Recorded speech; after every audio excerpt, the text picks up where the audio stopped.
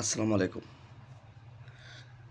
আমার ফেসবুক ফ্রেন্ডদেরকে সবাইকে বলবো লাইক শেয়ার দিবেন ভিডিওটা। আজকে খুব গুরুত্বপূর্ণ একটা কথা।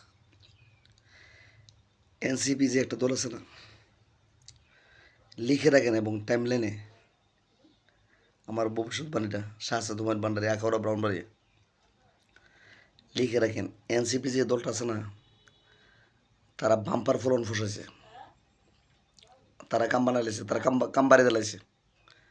এইমাত্র একটা সমন্বয়ক আমার বন্ধু আর কি, আমার ক্লাসমেট ঢাকাতে ফোন দিল। 22.5 কাঠার মধ্যে একটা বাড়ি করছে মনে করেন তার নিজস্ব গ্রামে। টাইলসগুলোর দামই বেলে 2.5 কোটি টাকা।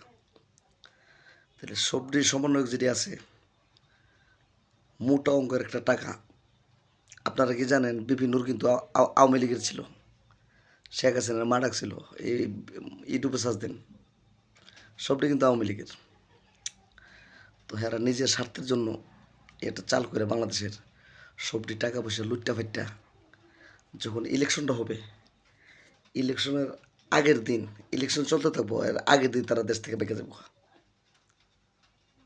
লিখা রাখেন। এক বেটে কইতেছে সিসিপি, মানে এনসিপি নামটা বলতে পারে না। মানে এনসিপি নাম যে একটা দল আছে বাংলাদেশের, বহু বে পাশা এফা শিক্ষিত লোকও জানে না। তাহলে এই দল ক্ষমতা কীভাবে যাবে? এই জন্য বলছি সরকারকে বলবো তাদের পাসপোর্টগুলো জব্দ করেন। তারা অচিরেই ইলেকশনের আগে তারা বেঁকে যাবে। ইন্ডিয়া যাবে না, ইন্ডিয়া গেলে একটা গণভিড় আইব। এরা বিভিন্ন দেশের মধ্যে মনে করেন ফ্ল্যাট, যেমন দুবাইতে বুর্জুল খলিফাতে বিভিন্ন প্রতিষ্ঠান আছে, তারা ফ্ল্যাট, তারা বাড়ি ঘর অলরেডি। কানাডা তো 3 কোটি টাকার যদি মালিক থাকেন আপনি এমনি বাড়ি একটা পাবেন। তারা কাইটা নেয়, কিন্তু আমরা আসলটা আমরা থাকবো। এটা একটা বিজনেস। যারা ইউরোপে থাকে তারা এটা জানে। তো ঘটনা হয়েছে এনসিপির, বাংলাদেশ সরকারকে বলবো এনসিপির যতগুলো নেতা আছে সবটির পাসপোর্ট জব্দ করে রাখেন, তারা যেন দেশ থেকে পালাতে না পারে। ইলেকশনের একদিন আগে অথবা ইলেকশনের দিন, ভোট চলাকালের দিন এরা ফ্লাইট হইব, যার জন্য সিটটা ছুটে যাবো।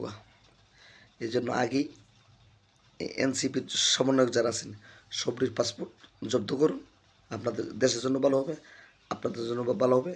এই দেশের টাকাগুলো এরা মনে করেন বিশাল অঙ্কের এমন, আল্লাহ রে বাবা,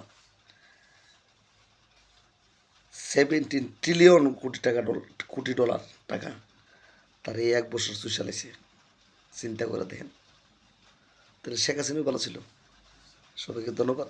ভিডিওটা লাইক শেয়ার দিয়ে সারা বাংলাদেশে ছড়িয়ে দেন। আমার কথাটা লিখে রাখেন। আসসালামু আলাইকুম, ভালো থাকবেন সবাই। শুভ সন্ধ্যা।